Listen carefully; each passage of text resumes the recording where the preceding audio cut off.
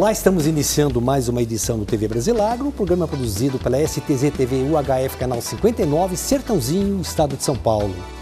Você pode assistir a íntegra de todos os nossos programas visitando o nosso site brasilagro.com.br. No mesmo site você se inscreve para receber todos os dias e gratuitamente ao Clipe em Brasilagro, com as notícias nacionais e internacionais das cadeias produtivas do agronegócio. Se você tiver alguma sugestão, converse conosco através do e-mail tv@brasilagro.com.br. No programa de hoje nós apresentamos de forma inédita o conteúdo dos dois pronunciamentos feitos pela candidata Marina Silva durante a FenaSucro na última semana aqui em Sertãozinho.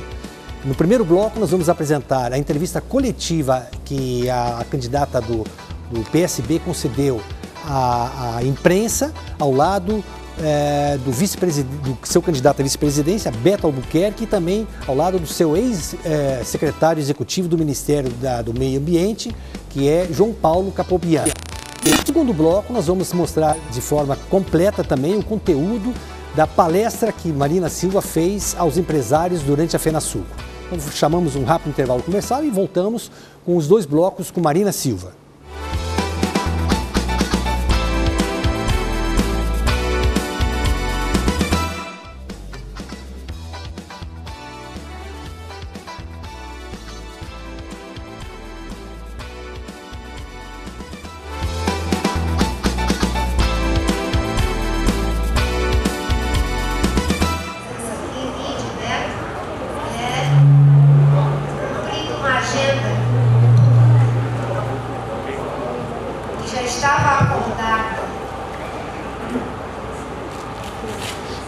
Através do nosso candidato Eduardo Campos, que infelizmente não está mais entre nós, e nós fizemos questão de honrar o compromisso pela importância estratégica que tem o setor de produção de álcool, o setor que é fundamental para a geração de energia limpa, renovável, um setor que se esforçou para se adequar às exigências sociais e ambientais e absorver o pacto pela mecanização e o fim da queima da cana-de-açúcar, da palha da cana-de-açúcar.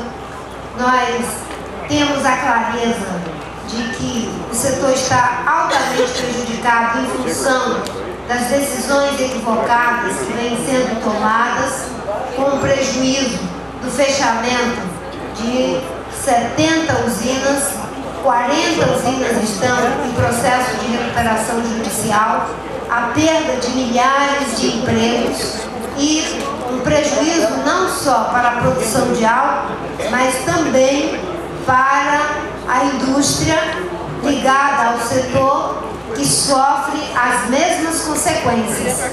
Eu estou pela terceira vez em eventos dessa natureza aqui em Sertãozinho, uma vez como ministra do Meio Ambiente, a outra como candidata em 2010 e agora como candidata em 2014 ao lado do Beto.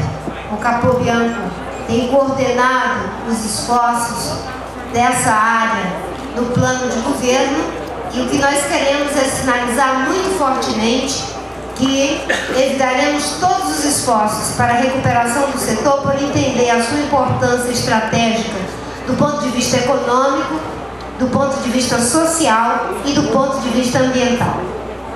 A pergunta, de certa forma, eu já respondi.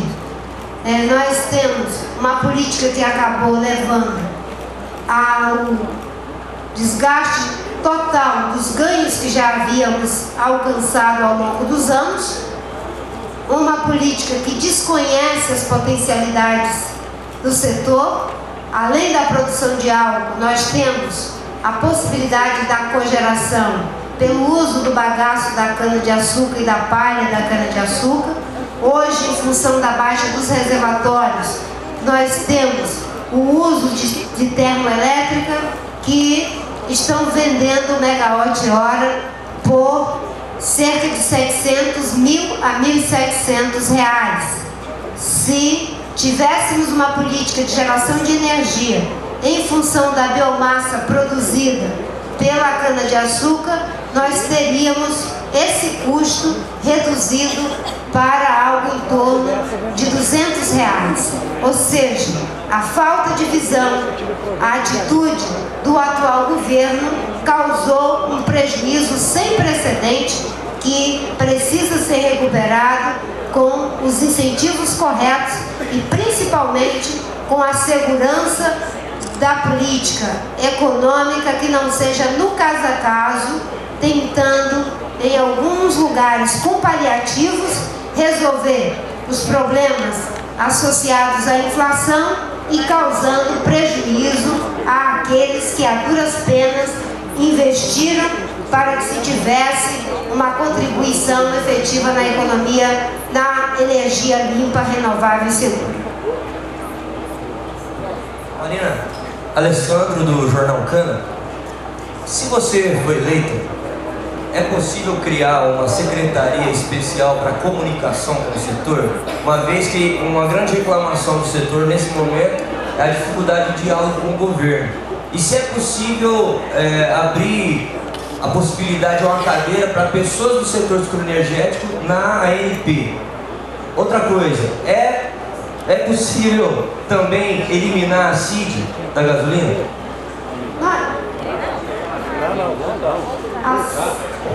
Voltar.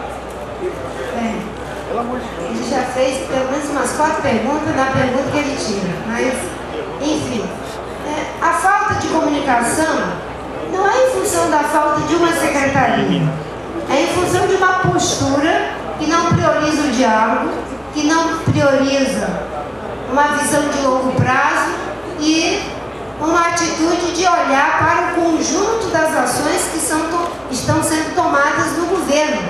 É sempre no caso a caso, ação pulverizadas, que não tem uma visão sistêmica dos problemas que precisam ser enfrentados na economia brasileira. Nós hoje vivemos a ameaça da volta da inflação.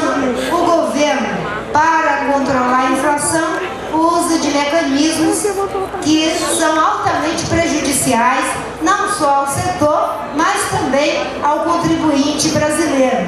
Nós queremos priorizar um governo que seja eficiente, e a eficiência do governo requer também, um Estado que não se agigante. Se a cada dificuldade a gente tivesse que criar um ministério ou uma secretaria, nós iríamos criar um peso muito grande para a nossa determinação e a nossa necessidade de ter um Estado enxuto para honrar o compromisso com o ajuste fiscal, que faz parte do tripé da política macroeconômica.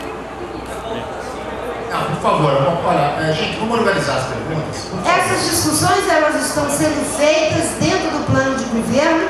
Nós vamos desdobrar da melhor forma possível para resolver o problema do setor. Eu estou criticando o governo toma medidas pulverizadas no caso a caso. Eu não vou repetir o mesmo erro. Adriana Fagundes, Companhia da Comunicação, aqui. A senhora veio aqui em 2008, 2009, como ministra do Meio Ambiente. E naquele 2007, isso, naquele período, o setor estava muito bem, sorrindo à toa. Depois nós acreditamos em muitas promessas do governo, como a senhora mesmo disse no início da entrevista. Hoje, dentro do seu planejamento, do teu plano de governo, o que o setor pode esperar de concreto e não apenas de promessa? Exatamente para não fazer promessas. Eu vi o próprio presidente Lula, ele falava de uma forma muito empolgada em relação aos biocombustíveis. Não só o álcool, mas também os biodiesel, enfim, o biodiesel e as fontes de energia renovável. Era apenas, infelizmente, um discurso. O que nós queremos é fazer a recuperação do setor pela correção das políticas equivocadas que incentivaram cada vez mais o uso de combustível fóssil em prejuízo do setor. O setor, pelo que eu conheço, não está pedindo nenhum tipo de subsídio, não está pedindo nenhum tipo de favor ao governo. O que o setor tem pedido é que tenhamos regras claras e que não se criem mecanismos que são contraditórios com os estímulos verbais que haviam sido ditos. Do ponto de vista prático, é só buscarmos fazer com que as coisas funcionem da forma adequada e o setor, ele tem condição de se manter por si mesmo. É uma atividade produtiva sustentável que, se o governo não atrapalhar, consegue andar com seus próprios pés. Tem uma pergunta ali do Canal Rural. Seu nome, por favor. Boa tarde. Henrique Miguel, Canal Rural. Marina, é possível enfrentar a dificuldade que o setor passa agora, respeitando a integração da agricultura, meio ambiente e pecuária? Não há uma contradição entre a agricultura, meio ambiente, a pecuária, enfim. Há uma visão equivocada de que quando se fala em agricultura, em pecuária, ou até mesmo em economia florestal, produção de álcool, isso significa ser contra o meio ambiente. Ou há também o equívoco de que quando se fala de meio ambiente, isso acontece em prejuízo desses setores. Eu insisto que é possível juntar as duas coisas numa mesma equação. Nós não podemos imaginar que é possível continuar produzindo como se produzia há 20, 30 anos atrás. Hoje o estado de São Paulo padece de uma grave crise de abastecimento de água que é altamente prejudicial para a agricultura, é altamente prejudicial para a geração de energia e prejudicial para o abastecimento de água para a população. Isso tem muito a ver com as escolhas inadequadas do ponto de vista da proteção das nascentes, do ponto de vista da proteção das matas ciliares, do tratamento adequado do esgoto que contaminou a água que poderia estar sendo usada hoje para o abastecimento humano. Enfim, nós temos uma visão de que o desenvolvimento sustentável, em lugar de ser um impedimento, ele favorece o crescimento de todos os setores.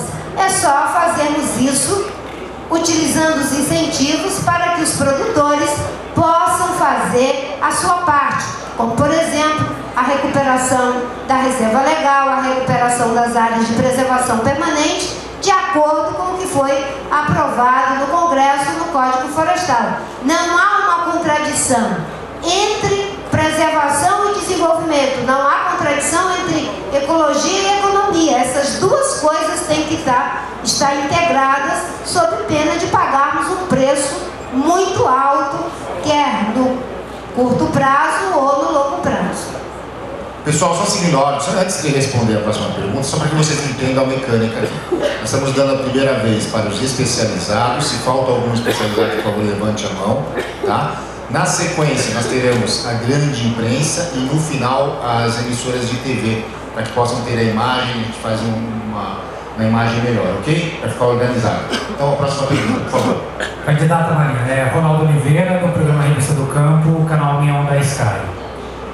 Eu gostaria de saber da senhora quais são os projetos para os centros de pesquisas voltados à agricultura e também quais são os projetos da senhora para os médios e pequenos produtores rurais do país. Bem, nós temos no Brasil uma empresa de pesquisa que é reconhecida não só no Brasil, mas no mundo inteiro, que é a Embrapa. Essa empresa de pesquisa foi responsável pela elevação da produtividade em inúmeros setores da nossa agricultura. Continuar com uma Embrapa forte, vigorosa e com o apoio, inclusive, para que os seus quadros possam cada vez mais investir na pesquisa, na tecnologia e na inovação, faz parte do nosso programa de governo. esse mesmo conhecimento que é produzido tem que ser disponibilizado para todo o processo produtivo na economia agrícola. Não há como pensar que os conhecimentos que estão sendo produzidos vão ser utilizados apenas pelos grandes produtores. É preciso que haja um processo de internalização desses conhecimentos e dessa tecnologia para os agricultores familiares, inclusive com adaptação nas diferentes regiões. A gente já tem a Embrapa Cerrado, a gente tem a Embrapa Caatinga, a gente tem a Embrapa Amazônia, de sorte que o nosso esforço é de cada vez mais trabalhar a formação dos profissionais que podem dar conta do desafio de fazer com que o Brasil continue sendo a potência agrícola que ele é. Os mecanismos creditícios, os mecanismos de incentivo, tanto para os grandes quanto para os agricultores familiares, nós queremos manter os que já existem e vamos ampliar, porque uma das coisas que nós temos é uma dificuldade muito grande dos produtores terem acesso aos recursos, não só para a agenda atual, mas para a agenda da inovação na busca do novo empreendedorismo rural. Próxima pergunta. Pessoal, vamos usar o poder de síntese, por favor, para que todos possam ser atendidos, hein? Eu só queria admoestar que eu tenho ainda um compromisso em Ribeirão e à noite em São Paulo. Então, eu vi que a metodologia está bastante... Senão eu vou perder meu avião. Candidata, aqui na ponta aqui. Candidata Gustavo Porto, da Agência Estado, aqui na pontinha. Amanhã a senhora tem um jantar com grandes empresários do setor rural. Eu queria saber qual vai ser o discurso da senhora para o agronegócio, que teoricamente ainda tem alguma resistência ao nome da senhora como candidata a presidente. Algo muito parecido com o que eu acabei de falar aqui. Obviamente que é um diálogo que está sendo feito com os diferentes setores da sociedade brasileira. Nós já tivemos a oportunidade de nos encontrar no Rio Grande do Sul com a agricultura familiar. Nós estamos honrando esse compromisso que o Eduardo havia assumido por entendermos a importância do setor, e aqueles que se dispõem ao diálogo, nós estamos abertos para esse diálogo. Já estivemos na Federação Nacional da Agricultura, na CIA, onde o Eduardo Campos apresentou as nossas propostas, e essas propostas vão ser igualmente apresentadas nesse jantar, onde teremos a oportunidade de ter uma interação maior, porque não é um diálogo apenas daqui para lá, não é? Até porque senão não seria um diálogo. É também eles levantando suas preocupações, a visão que tem do país, e é muito importante que os diferentes setores não falem apenas olhando para o seu próprio interesse, para que a gente possa ter uma agenda que estabeleça o princípio da complementariedade. A falta de pensar sistemicamente as saídas para o desenvolvimento econômico do nosso país de forma estruturante é que tem levado a essas anomalias.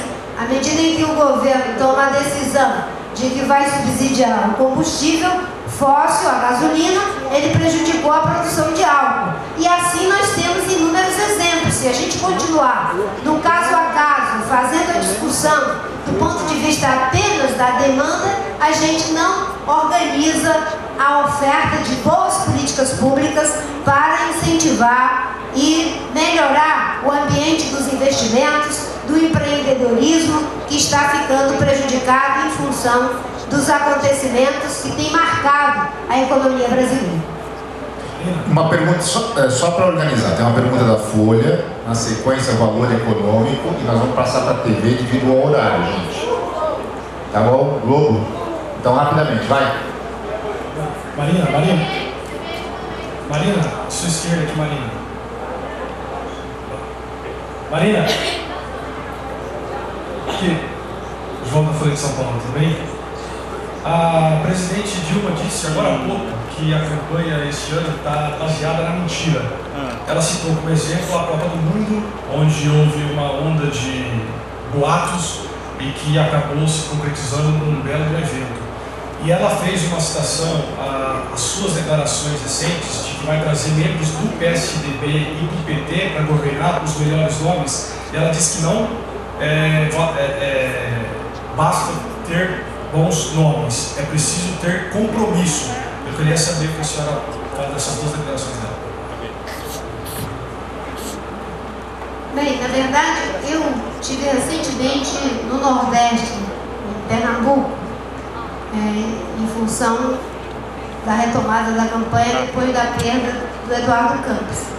E uma das coisas que eu ouvi muito foram as pessoas reclamando de que estava, de fato, sendo dita muita mentira no Nordeste, de que o Bolsa Família iria acabar caso fosse eleito alguém que não fosse do atual governo.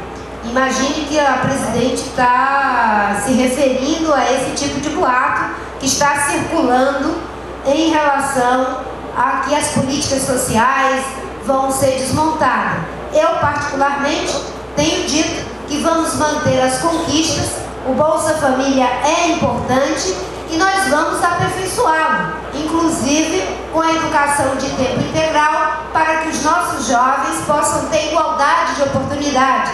E como dizia Eduardo Campos, que as mães do Bolsa Família não gerem filhas do Bolsa Família, que os seus filhos possam ter dias melhores. Quando eu digo que quero unir o Brasil para governar com os melhores, eu estou buscando a ideia da nova política.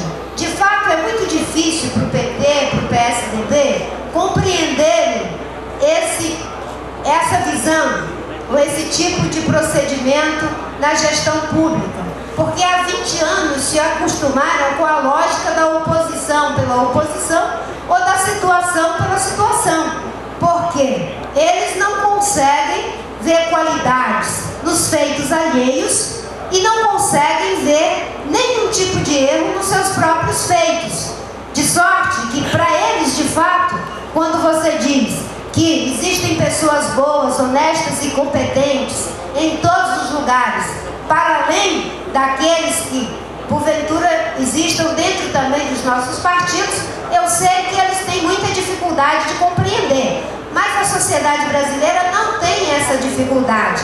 E o que eu estou sentindo é que quando a gente fala, eu e Beto, que queremos governar com os homens e mulheres de bem, das empresas, do empreendedorismo social, da academia, das pessoas que já estão na gestão pública, dos homens e mulheres de bem que se dispõem a servir ao Brasil e não a um partido ou apenas a um governo, eu sinto um acolhimento muito grande, porque já há um fastio com essa polarização.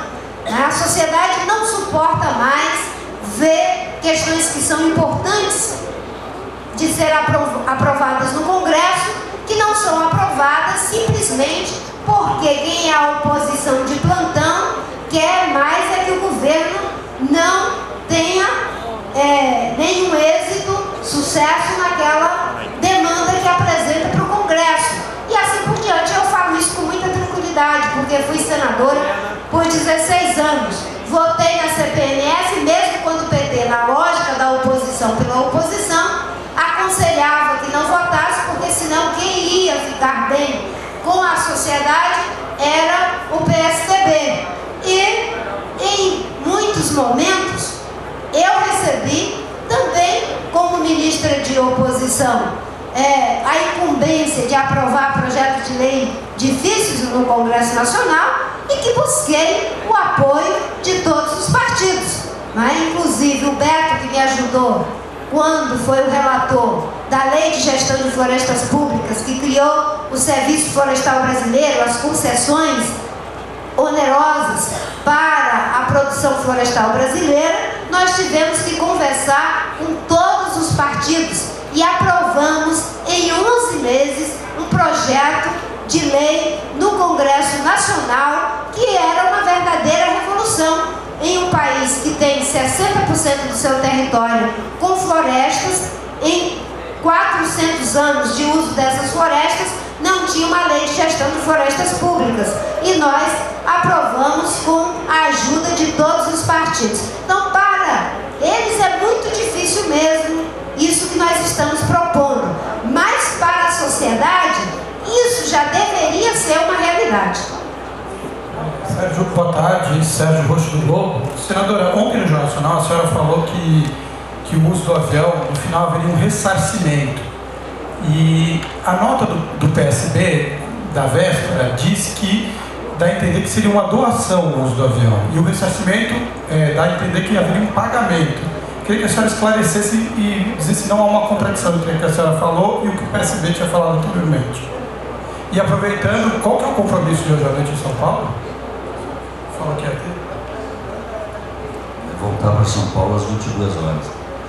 O Roxo, sobre isso, acho que já está bastante claro o assunto. O que não está claro é a compra do avião, que não é um problema nosso, é um problema que vocês devem buscar os proprietários que têm nome, sobrenome, endereço, sobre os custos havidos da eleição no uso desse avião até a sua queda. Todos eles serão lançados na prestação de contas do Eduardo Campos, que será encerrada, evidentemente, dada a sua morte, baseada no custo estimado sem o lucro. Nós estamos falando de um avião que não é de pessoa jurídica, esse avião é uma pessoa física.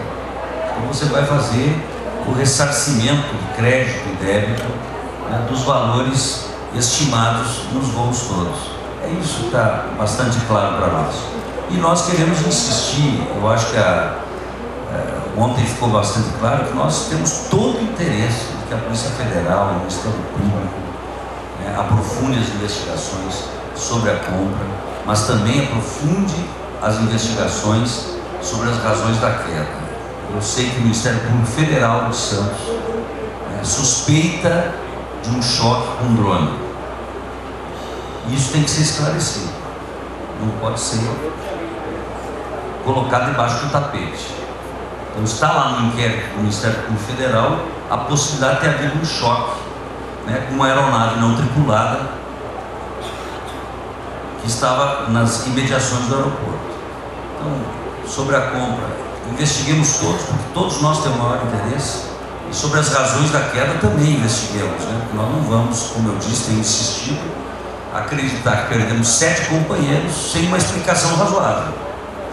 Essa explicação ainda não veio, ainda não existiu, e nós não calaremos no que diz respeito à justiça até que isso também seja esclarecido.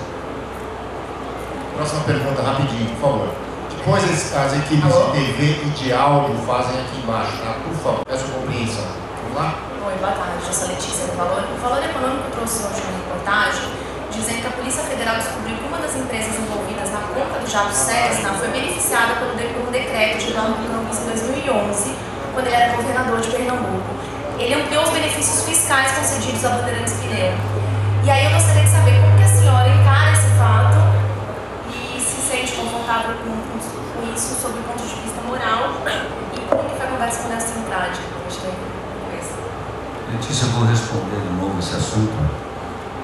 É difícil, nenhum governo está proibido de dar incentivo ou benefício fiscal para qualquer setor. Aliás, o governo brasileiro dá anualmente mais de 200 bilhões de desonerações fiscais para todos os setores. Agora, daí é você fazer um link que possa ter alguma relação, pode ser uma ilação, uma ideia. Nós estamos falando de 2014, um acidente de 2014 com um benefício de 2011. Daqui a pouco nós vamos estar enxergando fantasmas no processo. Cabe investigar. Eu acho que vocês da imprensa fazem muito bem o Brasil, com essa capacidade de imprensa investigativa, e as autoridades locais, tribunais de contas, todo mundo pode olhar isso. Eu não creio que haja isso, porque eu conheço o Eduardo, conheço a história dele, conheço a natureza séria do governo do Eduardo.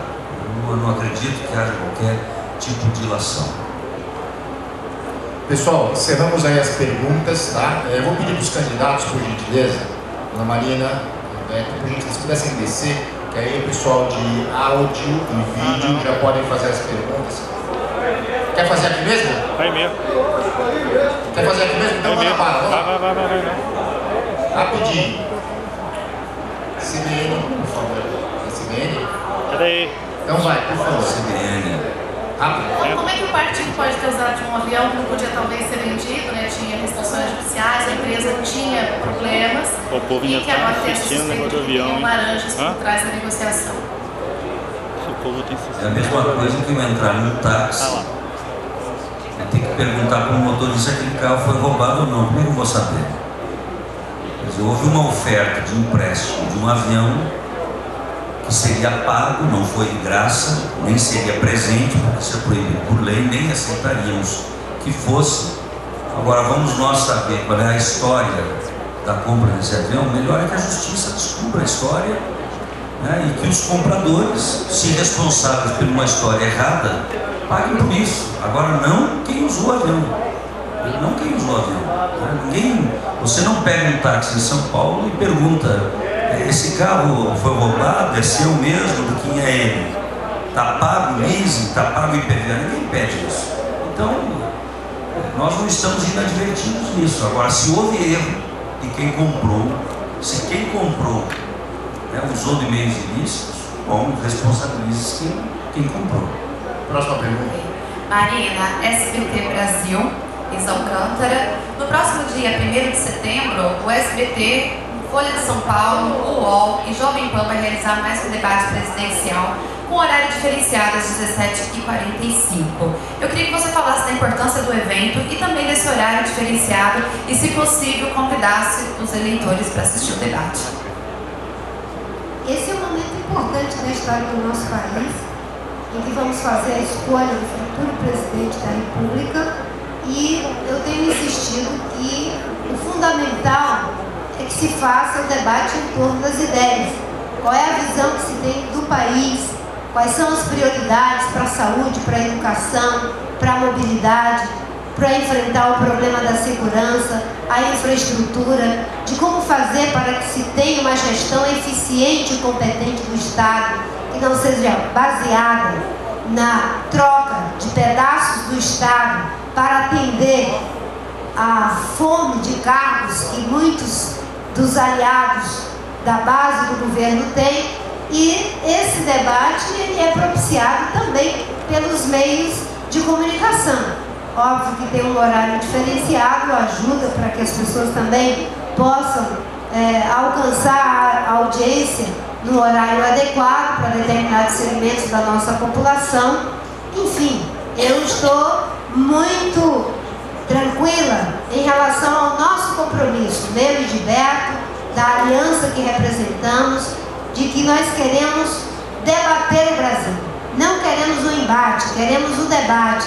Não vamos fazer nenhum tipo de desqualificação dos nossos concorrentes. Chega dessa política que não é capaz de escutar um ao outro, e não sendo capaz de se escutar, não consegue também escutar a sociedade brasileira. Chega de 20 anos em que a gente foi ficando surdo pelo barulho das certezas de PT e PSDB, que acham que são as únicas alternativas para o Brasil. Nós queremos mostrar que é possível uma alternativa diferente, que é capaz de reconhecer os ganhos dos governos anteriores, mas que não vai ficar patinando no mesmo lugar e que não vai andar para trás. E tenho dito que quem quiser andar para trás vai tentar voltar para o PSDB, que já teve 8 anos. Quem quiser ficar no mesmo lugar, com o risco da inflação, com o risco do baixo crescimento que prejudica o emprego, com o risco do descrédito na política, que não tem força para liderar uma agenda vigorosa e estratégica para o Brasil, fica estagnado com o PT. Quem quer andar para frente, dá uma chance para um outro projeto político, dá uma chance para o Brasil. Próxima pergunta depois do merchan da SBT. Por favor, Globo. Larissa Castro, entrevista para o Jornal Nacional. Eu queria que, voltando para a questão do setor sucroenergético, a senhora falou bastante de correção de políticas antigas, de regras mais claras, mas não ficou muito claro quais são os seus projetos para esse setor. Qual seria a sua medida imediata para recuperar esse setor da crise que ele vive atualmente? Uma demanda do setor que já vem sendo debatido pelos nossos parlamentares e que está no nosso programa é o estabelecimento de um marco regulatório para o setor. Nós defendemos um marco regulatório com regras claras para que se adquira confiança, para que se volte a ter coragem de fazer os investimentos, para que se continue como grandes produtores de álcool, grandes produtores de açúcar e o Brasil possa continuar gerando emprego, renda e melhorando a qualidade do meio ambiente com um setor que acreditou que poderia fazer o seu dever de casa e que não seria prejudicado pelas ações erráticas do atual governo. Próxima, Marina Rafael Aguiar, Jornal da Clube e Jornal da Band. Parece que amanhã vocês terão um novo compromisso na área rural, né? E essa visita aqui hoje ao nosso setor mostra uma mudança na sua linha, na sua campanha? Em primeiro lugar, essa era uma agenda que já estava acordada, acho que pela 7ª vez, eu vou repetir isso, pelo Eduardo Campos. E nós temos uma atitude de diálogo com todos os setores. É que vocês passaram a prestar atenção na agenda, talvez um pouco mais, depois que eu assumi, infelizmente pela perda do nosso candidato, o lugar do Eduardo Campos. Mas estávamos fazendo isso o tempo todo. Obviamente que eu como sua vice e ele como titular. Agora nós estamos fazendo a mesma coisa, infelizmente sem ser mais sob a liderança dele, mas com muito compromisso, com muita determinação de mudar o Brasil, dialogando com os agricultores familiares, dialogando com o agronegócio, com a indústria, dialogando com as juventudes, as mulheres, as populações tradicionais, os índios, os ribeirinhos, as quebradeiras de coco, todos os segmentos da sociedade brasileira. Pessoal, essa foi a última pergunta. Em nome da Redes Bichos Alcântara Machado, do CEIS-IBR, de todas as autoridades aqui presentes, da FENASUCRO, quero agradecer muito a dona Marina Silva, ao Beto Albuquerque e a todos os colegas jornalistas que aqui estiveram presentes. Pessoal, muito obrigado mesmo.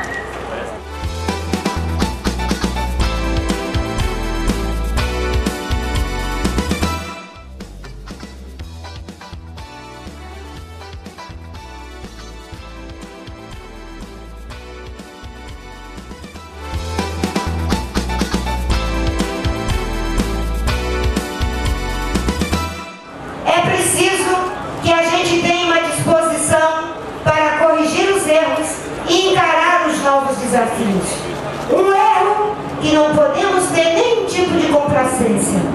Nós temos décadas de tecnologia biológica e metálica produzindo e fazendo melhoramento para sermos grandes produtores de açúcar, grandes produtores de álcool e dar uma contribuição para limpar a nossa matriz energética e ajudar o mundo no problema grave das mudanças climáticas.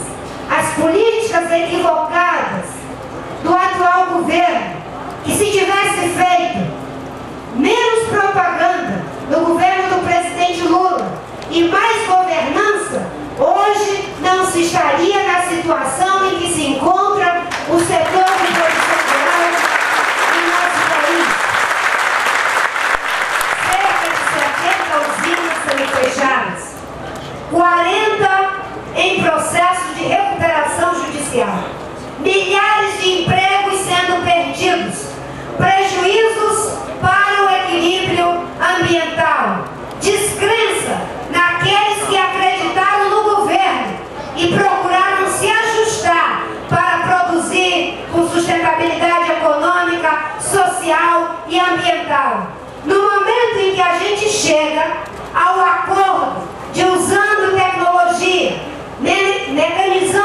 o processo de colheita da cana-de-açúcar da forma mecanizada para evitar a mão de obra em trabalho de penúria e ainda com o esforço de treinar essa mão de obra para que não fique abandonada à sua própria sorte, fazendo o dever de casa.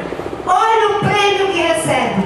O prêmio de incentivar uma matriz energética suja que prejudica o setor que acreditou na propaganda que o governo fez. O governo não é para fazer propaganda. O governo é para assumir compromisso, transformá-lo em realidade. E realidade que requer os investimentos certos, da forma certa, não no caso a caso, no improviso, que não olha as consequências das medidas que toma e depois acontece o que aconteceu com o subsídio que vem sendo dado à gasolina.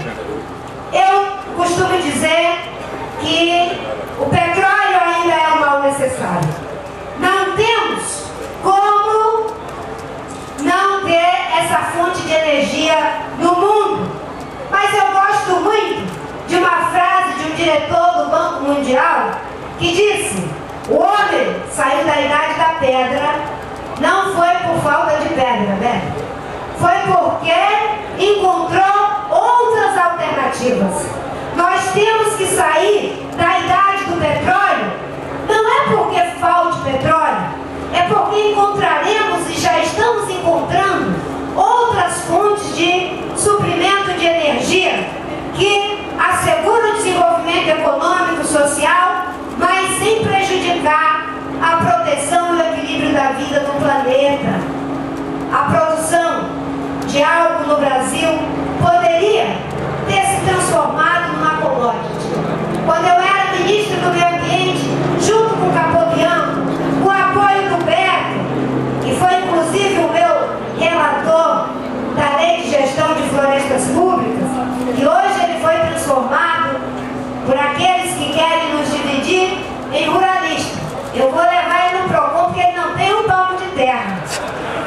Não tem um palmo de terra. O fato de trabalhar pelo setor não significa que seja o homem do setor. Com todo respeito, poderia ser. Mas temos que ter um compromisso com a verdade. E eu tenho a clareza de que nós podemos, com a boa governança, com o trabalho sério, fazer com que se tenha as fontes corretas de geração de energia para darmos esse passo. O Brasil tem a maior área de insolação do planeta. A Alemanha tem 0, nada de sol. 20% da sua matriz energética é energia solar. O que é isso? Investimento, visão estratégica. O Brasil tem grandes possibilidades de geração a partir do vento. Temos um baixíssimo investimento e ainda o pouco que temos, sequer temos as linhas de transmissão para poder utilizar essa fonte de geração. Temos um grande potencial de geração de energia da hidroeletricidade. O problema é que há uma dificuldade. A gente não controla o regime de chuvas. A gente, em alguns momentos, os reservatórios baixam e é preciso ter os meios para fazer a compensação, a complementariedade. Vocês, utilizando o bagaço da cana-de-açúcar, a palha da cana-de-açúcar, poderiam produzir energia com a tecnologia que já dispomos, graças aos investimentos que foi feito pela indústria, a um custo muito mais barato do que as termoelétricas. Cerca de R$ 200 o megawatt-hora, contra 700 mil a 1.700 o megawatt-hora do uso de combustível fóssil. Isso é ou não é falta de visão estratégica? Eu devo dizer que o nosso esforço é de ter um Brasil, um país, onde a gente transforme as nossas vantagens comparativas em vantagens competitivas. Quando trabalhamos para tornar o álcool uma commodity, nós fizemos um esforço muito grande. Aí, por uma questão de justiça, eu devo dizer que ainda que muita gente só colocasse a divergência que aconteceu numa questão entre eu e o ministro Roberto Rodrigues, que trabalhamos juntos em muitas coisas, inclusive no zoneamento da produção de álcool, nós fizemos um esforço de dizer: não vai haver produção de cana de álcool na Amazônia. O que já existe fica como está e não vamos ampliar, porque todos os nossos adversários das barreiras não tarifárias, eles vão querer impedir que a gente consiga os nossos objetivos, dizendo no mundo inteiro que o nosso álcool é produzido destruindo a Amazônia. Fizemos o plano e assim foi estabelecido. A mesma forma em relação ao Pantanal.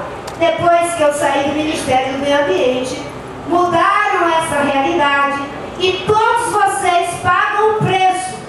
Quando a gente sai fora do Brasil, aqueles que usam os argumentos ambientais, mas que na verdade são barreiras não tarifárias, para dizer que não pode usar o álcool como uma fonte de geração de energia para substituição da gasolina, porque vai destruir a Amazônia. Uma outra coisa que fizemos foi a diminuição do desmatamento.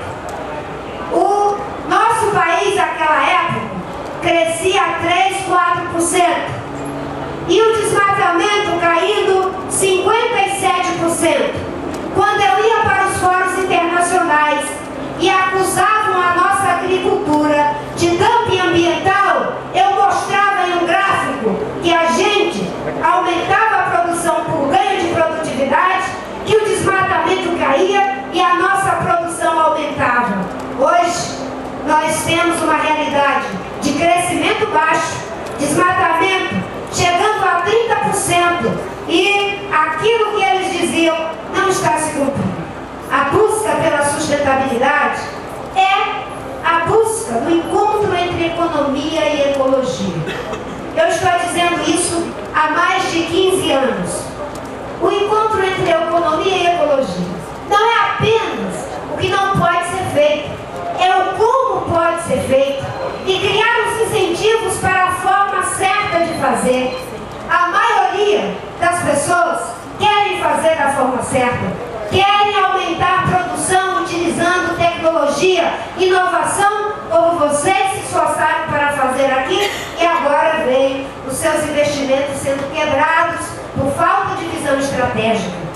Eu vim aqui para dizer que o meu programa de governo, junto com o Beto, é o programa que quer ver o nosso país crescer, se desenvolver, promover a segurança, a saúde, a educação, mas também fazer os investimentos estratégicos para que tenhamos uma matriz energética limpa, segura, com geração distribuída, uma matriz energética de fontes diversificadas, em que, ao combinarmos todas elas, nós poderemos ser os campeões de uma economia de baixo carbono e usufruir das grandes vantagens.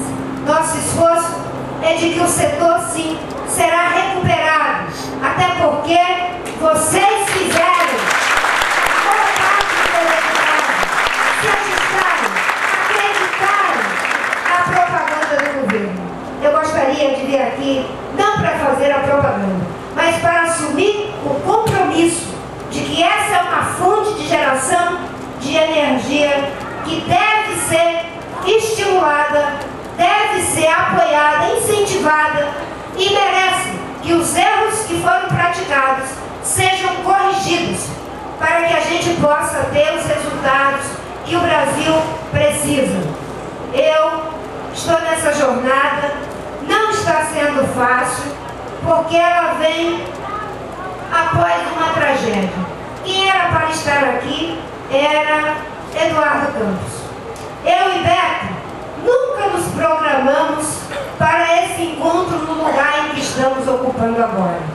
Mas estamos fazendo com muito compromisso.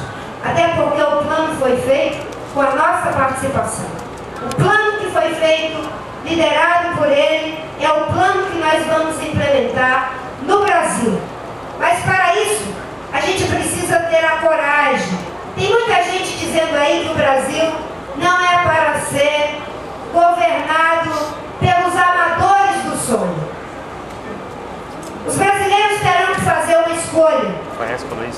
Ou aposto no sonho de que a gente possa ter um Estado eficiente, que faz a sua gestão escolhendo os melhores, e não aqueles que são os indicados pelo interesse do partido, desse ou daquele grupo.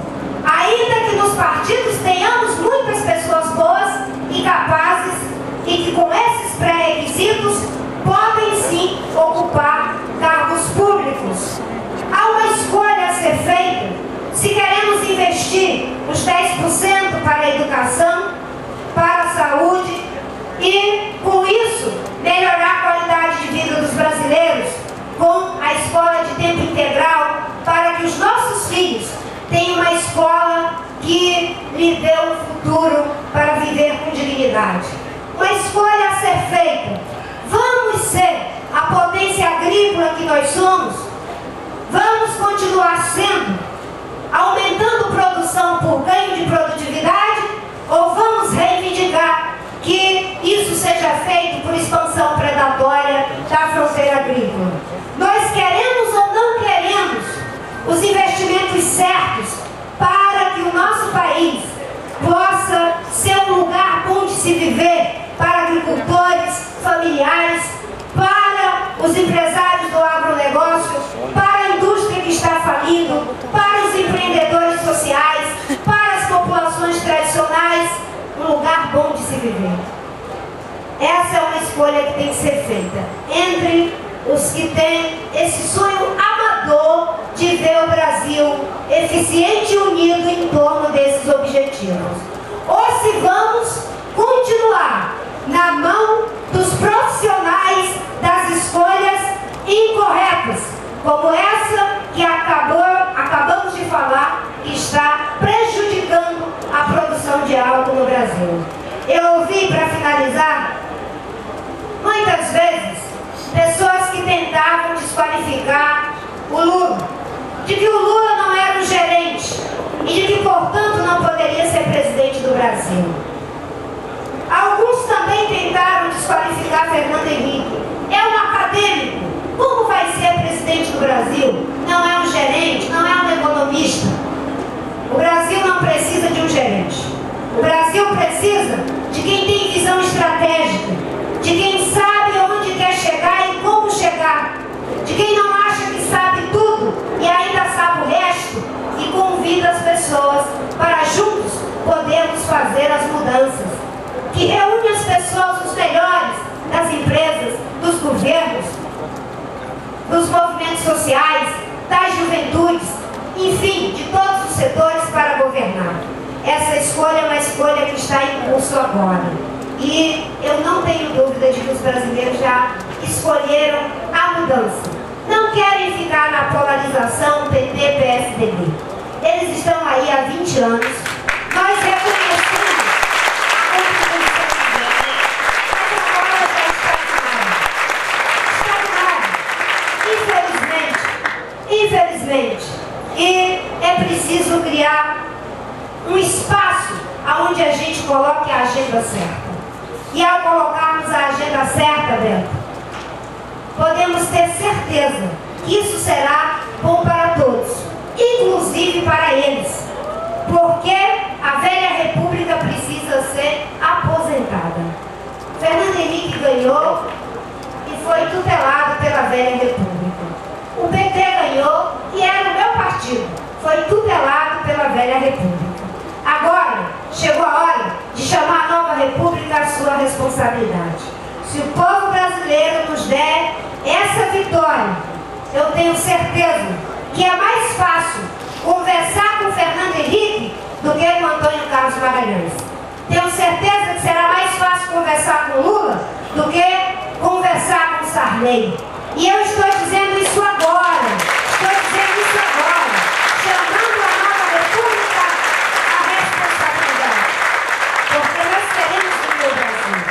Não queremos o Brasil dividido, queremos o Brasil que está unido em torno do passe livre, da educação de tempo integral, da segurança que promove a vida, da infraestrutura para o desenvolvimento sustentável, do respeito aos diferentes setores.